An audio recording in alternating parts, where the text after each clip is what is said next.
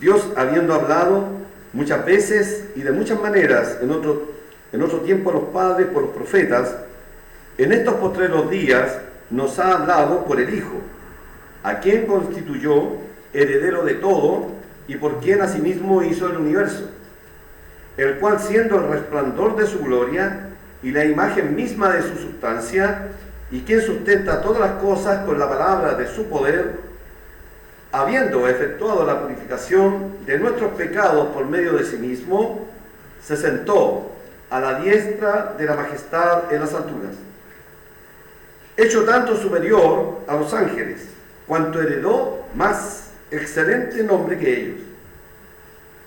Porque ¿a cuál de los ángeles dijo Dios jamás: mi hijo eres tú, yo te he engendrado hoy? Y otra vez, yo seré a él padre, y él me será a mí hijo.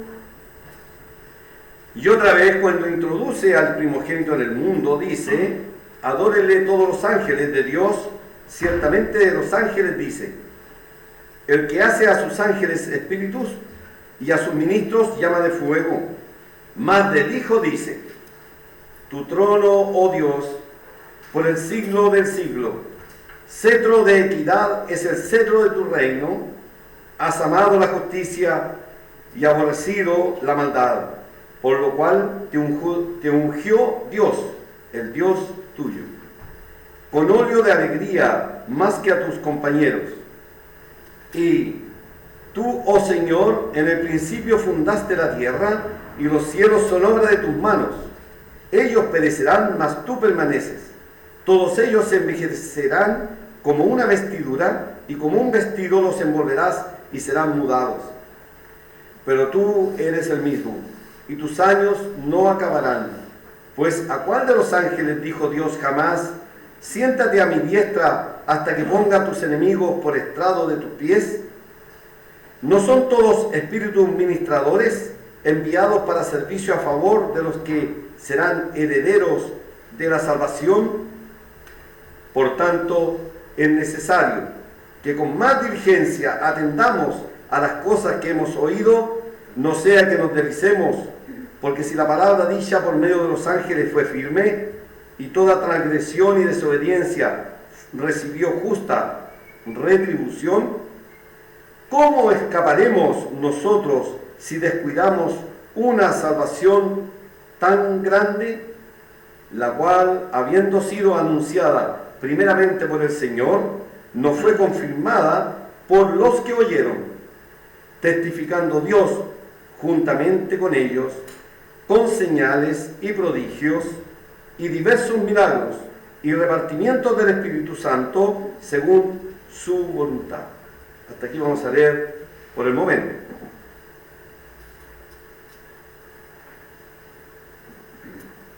Libro de los Hebreos, o a los Hebreos más bien, epístola que no se ha podido identificar cuál es el autor de ella. Muchos piensan que pudo haber sido el apóstol Pablo, no hay seguridad en aquello. Sin embargo, sabemos que fue escrito aproximadamente en el año 65 después de Cristo. Vale decir, dentro de los primeros 100 años de la iglesia, a lo que llamamos la iglesia primitiva. Es una epístola dedicada, como dice, a los hebreos, a personas de ascendencia judía. Pues da muchos ejemplos y toca mucha parte de la historia del pueblo judío. Sin embargo, es tan actual como lo fue para ellos, lo es para nosotros. Pues la palabra de Dios permanece para siempre, y es el deseo de Dios que cada uno de nosotros pueda conocer su palabra. El capítulo 1 es como una carta de presentación. Es como la presentación que hace Dios de su Hijo. Esto era muy importante para el pueblo judío, pues muchos de ellos, hasta el día de hoy, esperan al Mesías. Los que son israelitas realmente de corazón, y que practican la religión de sus padres, esperan al Mesías. Ellos esperan al ungido de Dios, al Cristo. Sin embargo, aquel Cristo, aquel Mesías ya vino. Y Dios vuelve a recordarles a través de este capítulo 1 quién es Jesús. ¿Quién fue Él? No hay otro igual. No se presentará ninguno más como Él. No hay que esperar más. Él ya vino. Y así el escritor comienza diciendo, Dios ha hablado. La palabra de Dios nos señala que Dios ha hablado de múltiples maneras. ¿Usted la ha escuchado? Dios le ha hablado a usted. Lo que pasa es que usted no sabe reconocer la voz de Dios. Y no esté pensando en que hay sueños, revelaciones o cosas por el estilo, sino la palabra de Dios habla a través de la creación. El escritor a los romanos, que es el apóstol Pablo, da testimonio de aquello, y hablando de cómo Dios se ha revelado al ser humano, dice que lo que de Dios se conoce les es manifiesto a los hombres, pues Dios se lo manifestó porque las cosas invisibles de Él, su eterno poder y divinidad, se hacen claramente visibles desde la creación del mundo, siendo entendidas por medio de las cosas hechas, de modo que no tienen excusas.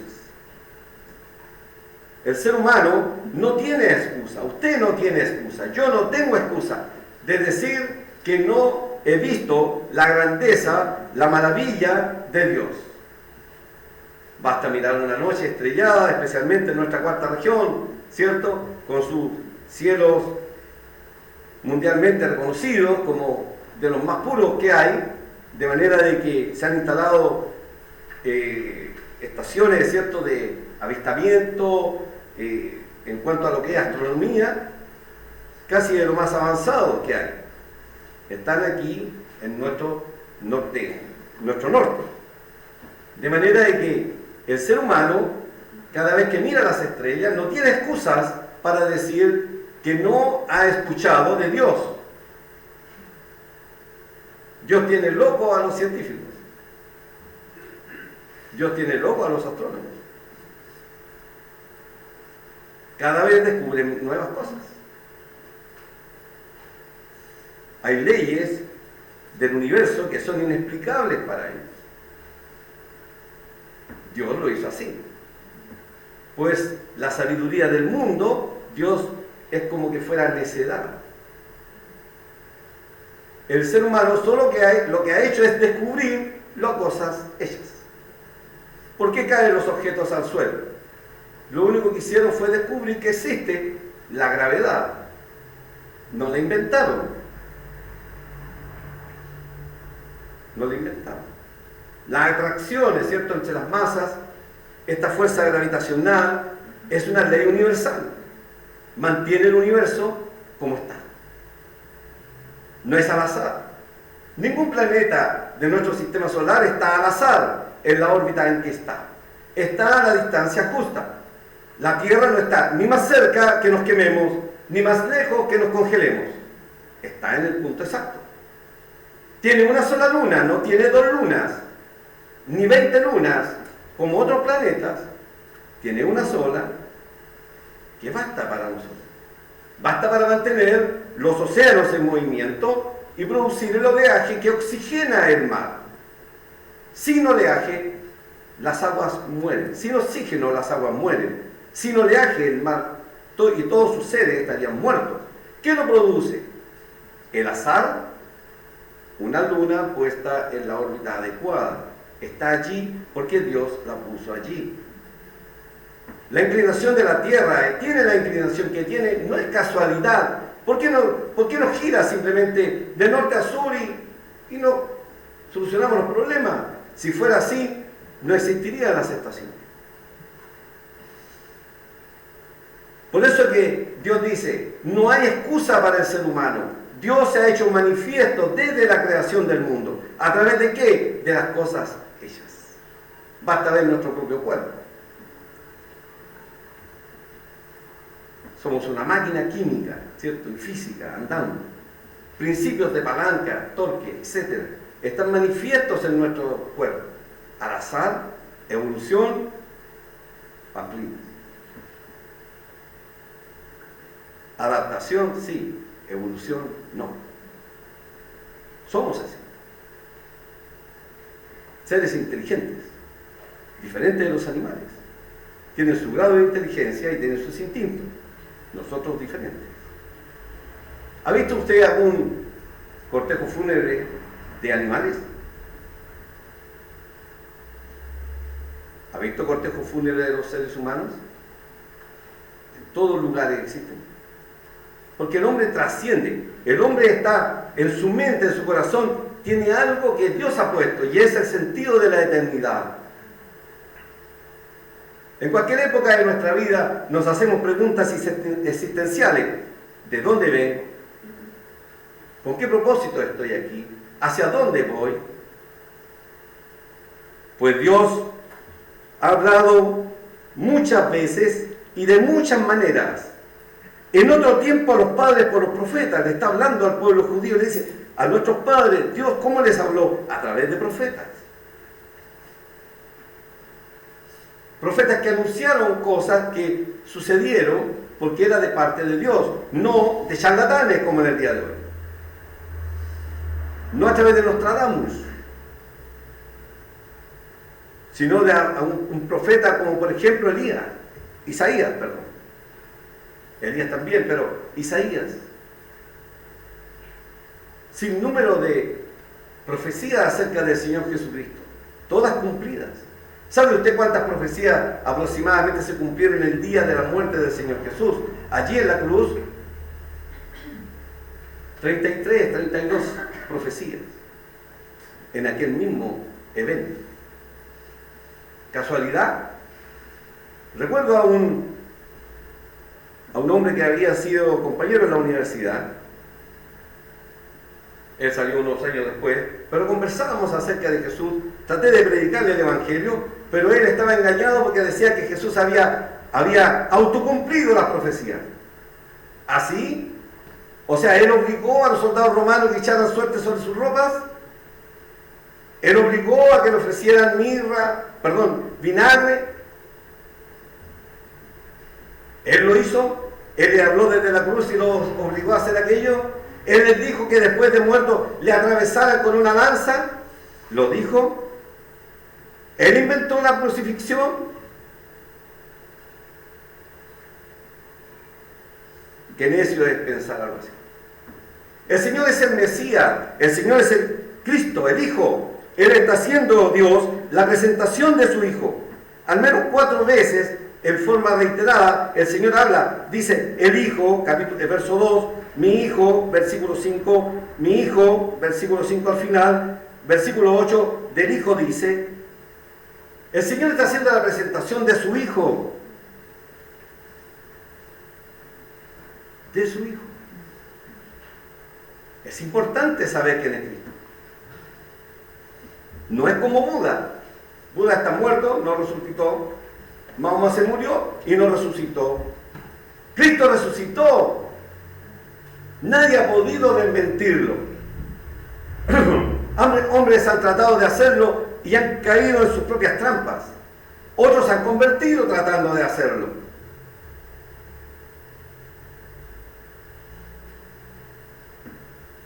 Porque el Señor Jesús es diferente a todos. Dice que Él habló a través de profetas, enviados por Dios. Algunos los mataron, a otros los rechazaron, otros tuvieron que vivir alejados, escondidos, huyendo. El último de los profetas vivió en tiempos del Señor. Usted se recordará de aquel vestido con piel de camello, su pelo largo, comiendo miel, langostas, diciéndole al rey sin ningún tipo de tapujo ni miedo, no te es lícito tener la mujer de tu hermano. Su nombre, Juan el Bautista. El último profeta.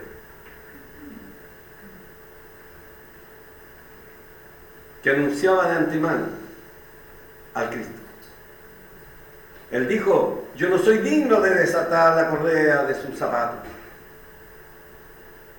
Sin embargo, Dios le dio el privilegio, ¿cierto?, de poder bautizar al Hijo de Dios y anunciar de antemano que Él era el Mesías, que Él era el ungido, que Él venía. Y eso es lo que aquí el escritor dice, nos habló a través de los profetas, pero en estos últimos días finales, en estos postreros días, nos ha hablado ¿por quién? Por el Hijo. ¿Quién es este Hijo? Cristo.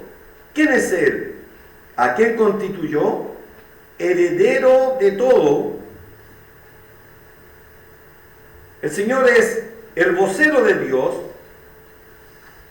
es el heredero de todo, es el creador del universo, es el resplandor de la gloria de Dios, es la imagen misma de Dios, o fiel imagen de lo que Dios es el sostenedor de todas las cosas con la palabra de su poder. Todo eso es el Hijo. Todo esto está resumido aquí en estos primeros versículos del capítulo 1. Y dice que Él, siendo todo esto, el Señor siendo el heredero de todo, es el Hijo.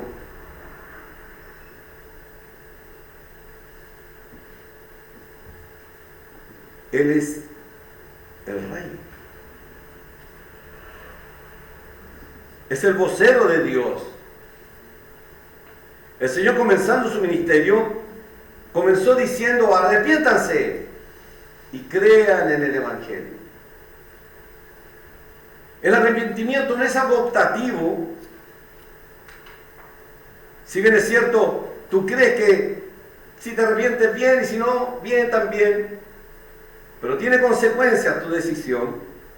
Pero el Señor manda que todos los hombres y en todo lugar se arrepientan. Porque el ser humano está acusado de culpabilidad.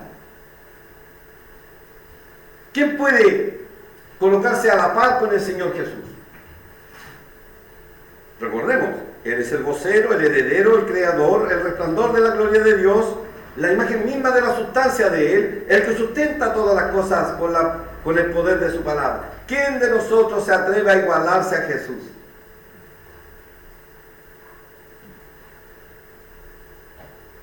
¿Quién? Si lo tuviéramos aquí, ¿quién podría decir, yo soy como Él? ¿Quién? ¿Quién podría decir, yo nunca he mentido? Porque Jesús nunca mintió. Yo nunca he adulterado, porque Jesús nunca lo hizo.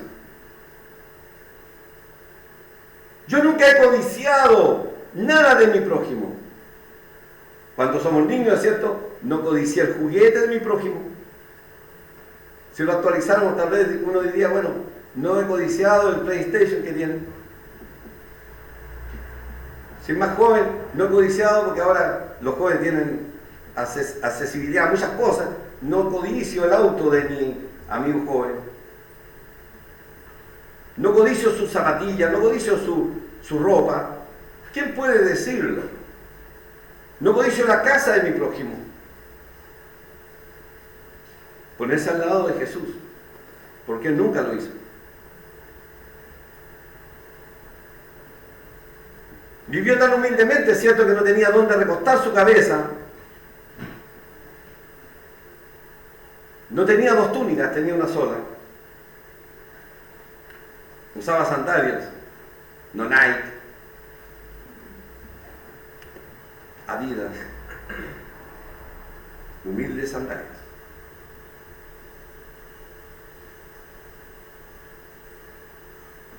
¿Quién de nosotros se puede poner a la altura del Señor Jesús?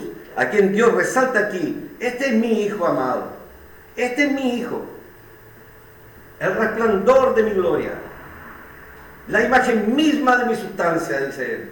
Este es mi Hijo, este es Jesús. Semana Santa. Recuerdo cuando yo era niño, vivía en Valparaíso, soy de allá,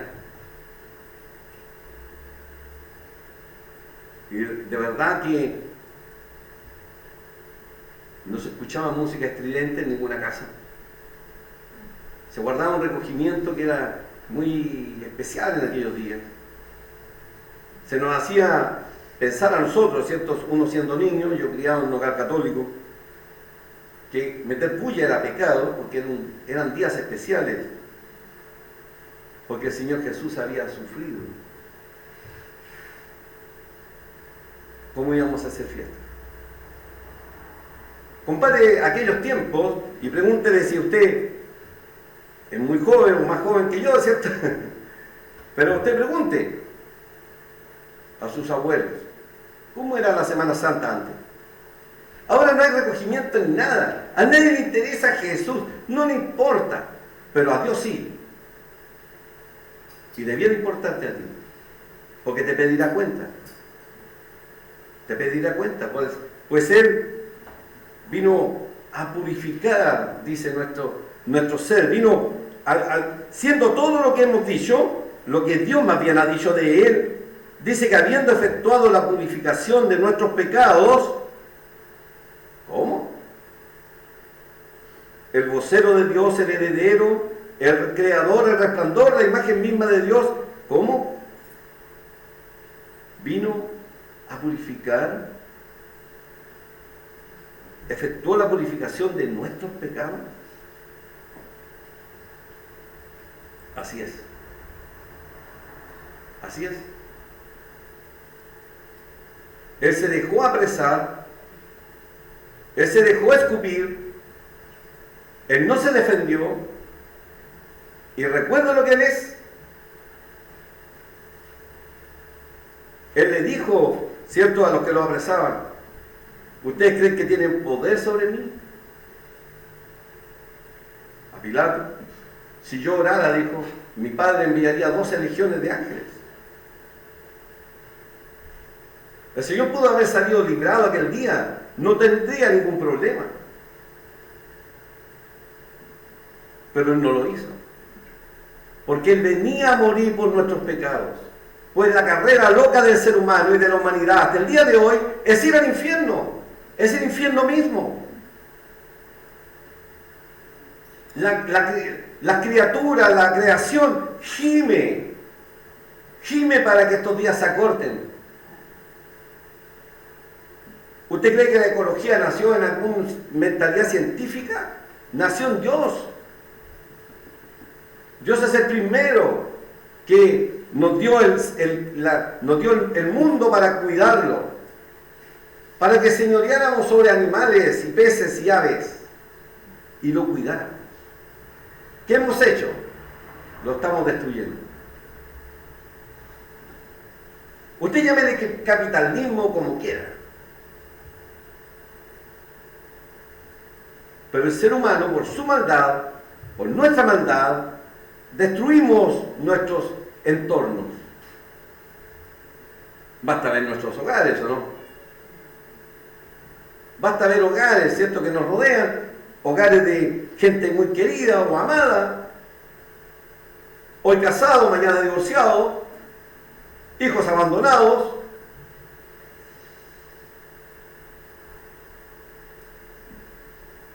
Etcétera. El pecado está a las puertas. Somos todos pecadores.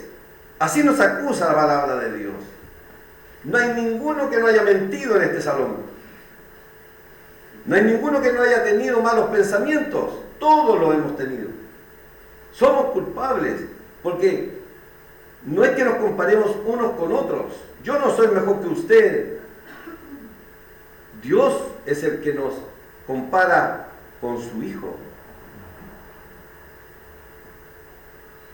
Dios mira nuestros corazones, sabe nuestros pensamientos, los conoce todos, tiene nuestro prontuario allí, frente. Allí tiene el mío, el de Eduardo. Si no fuese por la gracia de Dios, que destruyó tal prontuario, el día en que acepté al Señor Jesús, pero no por medio mío, sino que Él me atrajo hacia Él, en un sentido. Me buscó hasta que me encontró, como aquel pastor que va tras la oveja perdida, así estaba yo, y me tomó y me salvó. ¿Qué hice yo? Me arrepentí solamente, y acepté lo que Él hizo. Lo que Dios había hablado de su Hijo. Dios, habiendo hablado, nos ha hablado por el Hijo. Me habló a través de Jesús. Jesús te habla a ti también a través de su palabra. Y te dice que ha muerto por nuestros pecados, que vino a purificar nuestros pecados por medio de ¿qué? ¿De otro? No, de sí mismo. ¿Cómo? El creador, el vocero, el resplandor, la imagen misma de Dios. ¿Sí? Él vino hasta la cruz y se despojó a sí mismo, dice la Biblia. Se despojó de aquello. No es que dejó de serlo. Es difícil de explicar, pero es que fue hombre perfecto como nosotros, en el sentido hombre como nosotros, para tomar nuestro lugar, pero Él era perfecto. Él no tenía pecado, por lo tanto Él podía morir por mis pecados, porque Él no tenía pecados. Él tomó los míos, los llevó a la cruz, y Dios le castiga a Él para no castigarme a mí. Dios le castiga a Él para no castigarlo a usted, si usted cree en lo que Jesús hizo. La palabra del Señor dice que además, una vez hecho eso, el Señor fue a la tumba y resucitó al tercer día. Más de 500 testigos lo atestiguaban en aquel tiempo, más los apóstoles, más las mujeres que fueron a la tumba. Las autoridades romanas no pudieron desmentirlo y han inventado un sinnúmero de cosas. Sin embargo, Cristo resucitó.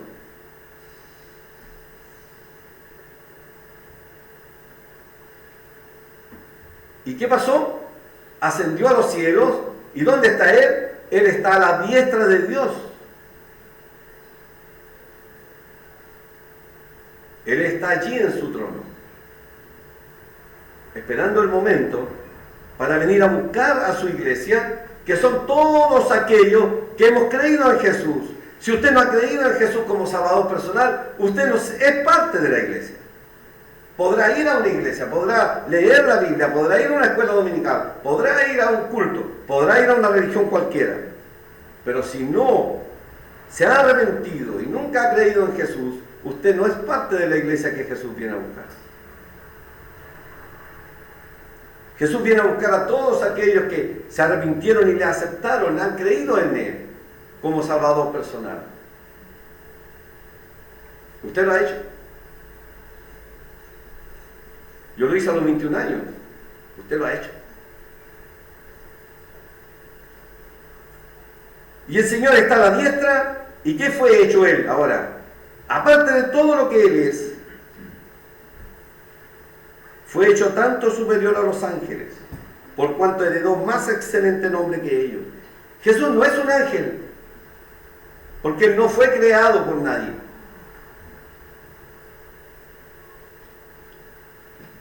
Porque ¿a cuál de los ángeles dijo Dios jamás, mi hijo eres tú?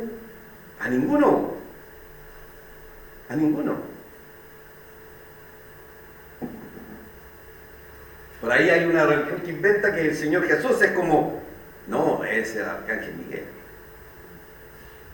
Mentira. Jesús es el creador, la imagen misma de la sustancia de Dios.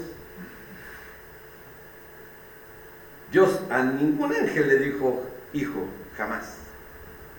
Solo uno, Cristo.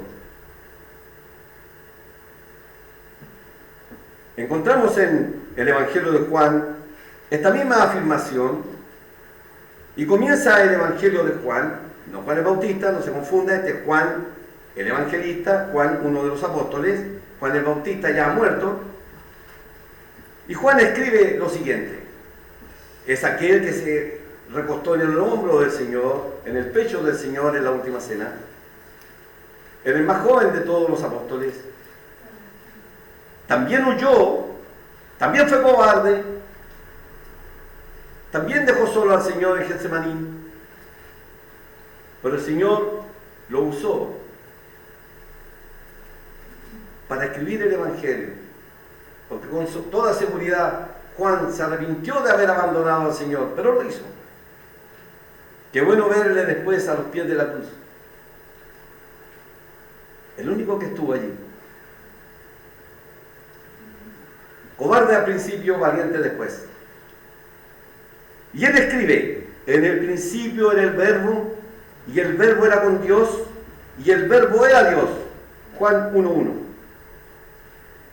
Y en el versículo 14 dice, y aquel Verbo, recuerde, el Verbo era con Dios, y el Verbo era Dios. Y este Verbo fue hecho carne, y habitó entre nosotros. Y vimos su gloria, gloria como el unigénito del Padre, o el Hijo único del Padre. ¿Quién era este? Jesús.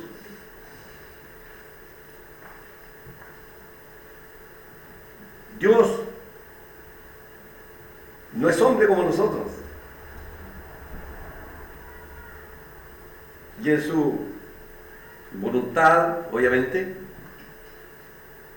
Él existe en tres personas: Padre, Hijo y Espíritu Santo. Y aquí en Hebreos está hablando de que la persona del Hijo, la persona de Dios pero como Hijo. Dice que el Padre dijo de Él, este es mi Hijo. Mi Hijo eres tú, yo te he engendrado hoy.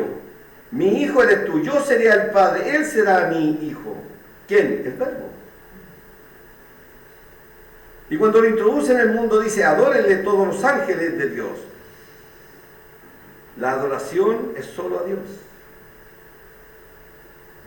Por eso que Jesús, Dios, se confunden en uno solo. No hay dos dioses, no hay tres dioses, hay uno solo. Adorado por todos los ángeles. Ciertamente los ángeles dice que a los ángeles los hace espíritus y ministros llama de fuego, dice. Son servidores. Pero del Hijo dice, versículo 8 de Hebreos 1, del Hijo dice, tu trono, oh Dios, por el siglo del siglo. Cetro de equidad es el cetro de tu reinado. Has amado la justicia y aborrecido la maldad. El cetro era un bastón pequeño, hecho generalmente de oro, adornado con piedras preciosas, y que solo lo manejaban los reyes.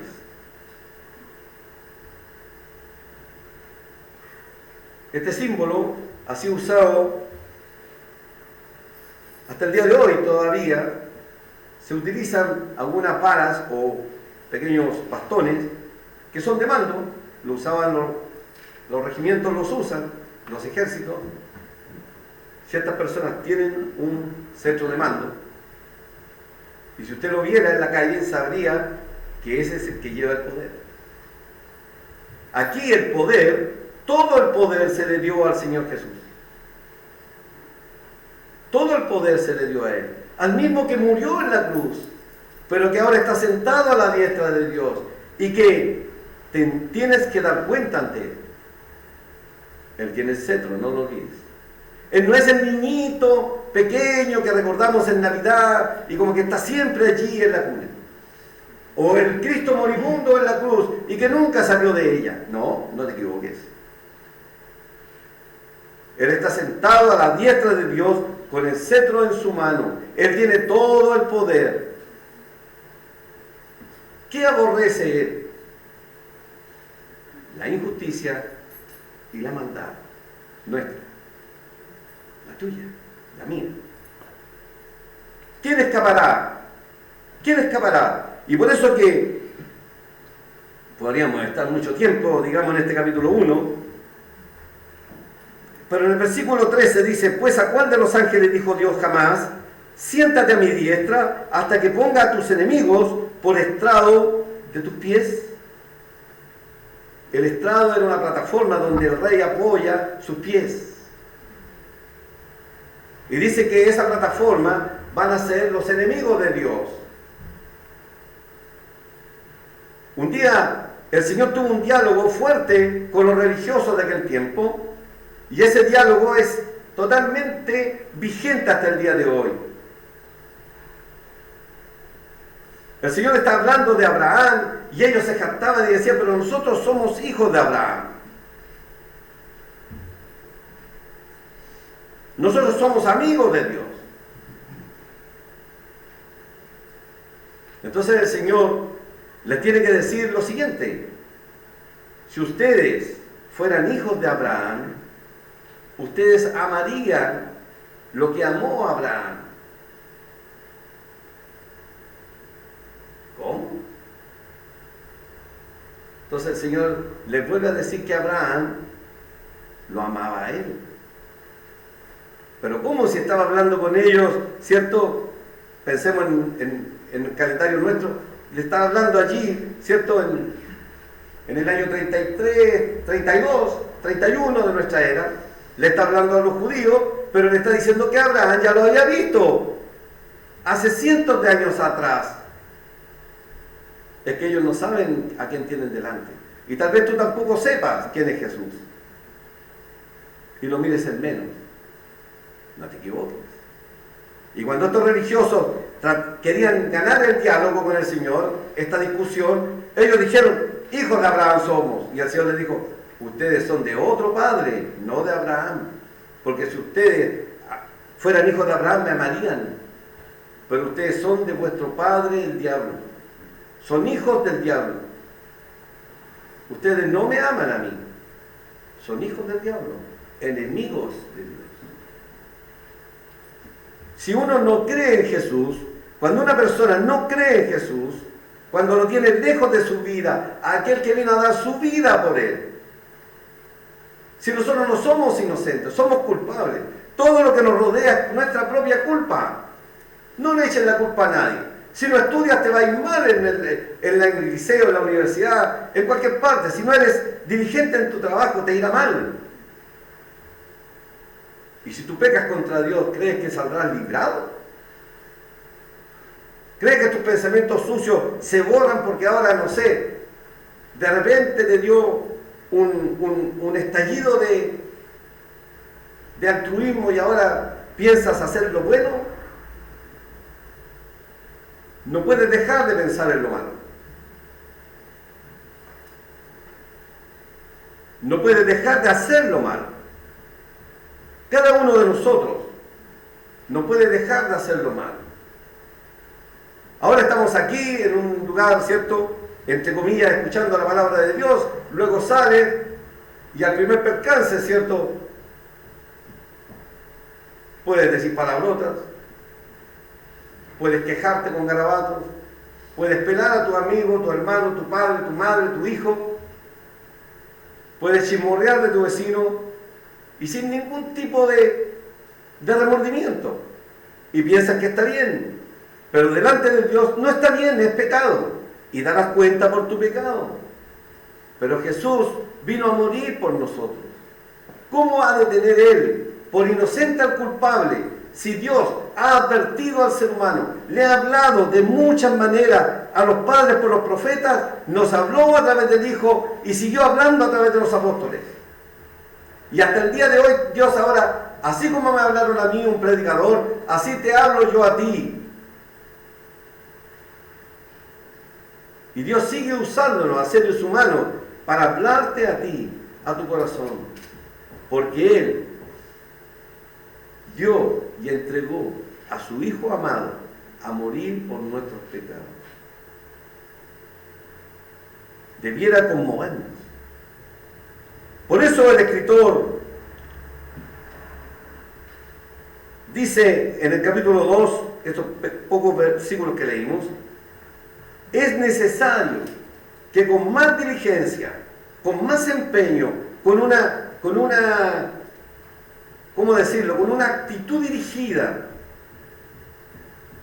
con voluntad de hacer esto, dice que con más diligencia atendamos, prestemos atención a las cosas que hemos oído.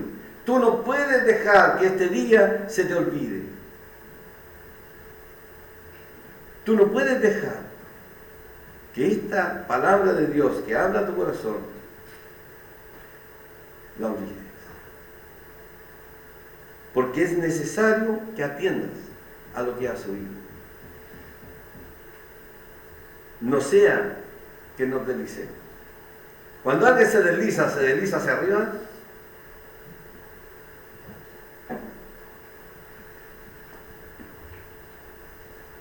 claro, uno dice, bueno, yo he visto los skates porque suben así, dan las piruetas, ¿cierto? Pero siempre descendió para tomar fuerza, ¿o no? El deslizamiento siempre es hacia abajo. El ser humano se desliza cuando olvida la palabra de Dios, cuando olvida lo que Dios le ha dicho, se olvida que tiene que arrepentirse, se olvida que ha de dar cuenta a Dios, se desliza. Pero el Señor dice, pon atención, sé diligente, no olvides lo que has oído. Está en juego tu alma. Está en juego tu alma. Nadie dará cuenta por el alma de otro. Dice Dios que los padres no pueden dar cuenta por los pecados del hijo, ni los hijos por los pecados del padre. Nadie puede responder por el alma del otro, sino que cada uno dará a Dios cuenta de sí. Tú darás cuenta de sí, de ti mismo, ante Dios. ¿Y cómo escaparemos? ¿Cómo escaparemos? Dice el versículo 3, si descuidamos una salvación tan grande. ¿Te parece poco que el Hijo de Dios, el Creador, el vocero de Dios, la imagen misma de Dios, que sustenta todo con la palabra de su poder, se haya despojado? Que se haya dejado desnudar para ser elevado en aquella cruz y ser expuesto a la vergüenza de todos los que lo veían. Él, el único Hijo del Padre, aquel que nunca hizo nada malo, que solo entregó bondad, amor, misericordia a cuantos lo rodeaban, y se cargó con el pecado nuestro. Quiso cargarse con el pecado nuestro, el tuyo, el mío, ir a la cruz y morir por nosotros. ¿Tú escaparás si lo descuidas? No, no escaparás, querido amigo. Amiga, no escaparás. Si descuidas la salvación que Dios te ofrece hoy, no escaparás. No escaparás. Jesús en este momento se te ofrece a ti como tu Salvador personal, si tú lo quieres. Él es la puerta de escape a la solución de nuestro pecado ante Dios. Si tú acudes a Dios, arrepintiéndote y creyendo que Jesús murió por tus pecados, entonces serás salvo. Desde el momento en que te arrepientes y lo aceptas, lo recibes. Nada más. Dejarás a Dios con la mano estirada. Nadie te rescatará después. Recuerda, Jesús tiene el cetro en su mano, está sentado en el trono, todavía hay tiempo. Llegará el tiempo en que el Hijo de Dios se levantará de su trono y vendrá por su iglesia. Y se acabó el tiempo para ti. Se acabó el tiempo. Así como murieron en el diluvio y solo 8 se salvaron, así será tu fin. Fuera del arca, fuera de Cristo. No la descuides. No descuides esta salvación tan grande. La cual, esta salvación, dice, habiendo sido anunciada primeramente por el Señor, porque fue el Señor Jesús que empezó a propagar y a predicar el Evangelio y el reino de Dios que se había acercado, porque Él estaba allí, que iba a morir. El Señor lo anunciaba a los apóstoles continuamente: es necesario que el Hijo del Hombre vaya a Jerusalén, sea apresado, muerto y sepultado, pero resucitaré al tercer día. El Señor no vino a cumplir profecía, no, Él lo anunció de antemano: a esto he venido. El Hijo del Hombre ha venido para salvar y buscar y salvar lo que se había perdido. Y dice que el Señor nos habló primero y luego nos fue confirmada por los que oyeron, que fueron los apóstoles, y los apóstoles salieron y Dios testificó juntamente con ellos con señales, prodigios y diversos milagros y repartimientos del Espíritu Santo según su voluntad. Y entre paréntesis, una vez confirmada la palabra, cesan estos milagros a través de los hombres. Dios sigue haciendo milagros en forma como Él quiere. Pero en aquel tiempo en que había tanto milagro a través de los apóstoles, que resucitaban muertos, en que sanaban todo tipo de enfermedades, aquello tuvo un objetivo. Y no es hacer el gusto del pastor de la congregación, ni de la persona que se le ocurrió en su casa que Dios tiene que hacerle caso, o como dicen ahora, que decretarlo, que hablarlo, etc. No, Dios testificó, confirmó la palabra a través de la testificación, o siendo Dios testigo juntamente con ellos, con señales, prodigios y diversos milagros. Y luego cesan esto. Por eso que en el día de hoy no hay nadie que pueda decir que tiene el don de hacer un milagro, ¿cierto? Sanar a la gente, pues si no, estarían los hospitales vacíos. Y aquella persona, con ese don, ¿cierto? Estaría sanando a todo el mundo. Pero no existen tales personas. Existe un Dios poderoso que puede sanar de un cáncer, que puede hacer hablar a un mudo si quisiera, ¿cierto? Pero es la voluntad de Él, como Él quiere. Pero en este tiempo, Él usó tales milagros, tales prodigios, para confirmar la palabra, para que la gente se diera cuenta hasta el día de hoy que lo que los apóstoles hablaban, los discípulos predicaban, era la palabra de Dios y no la de charlatanes. En el día de hoy, Dios se vale de su palabra para hacer el milagro más grande de todos.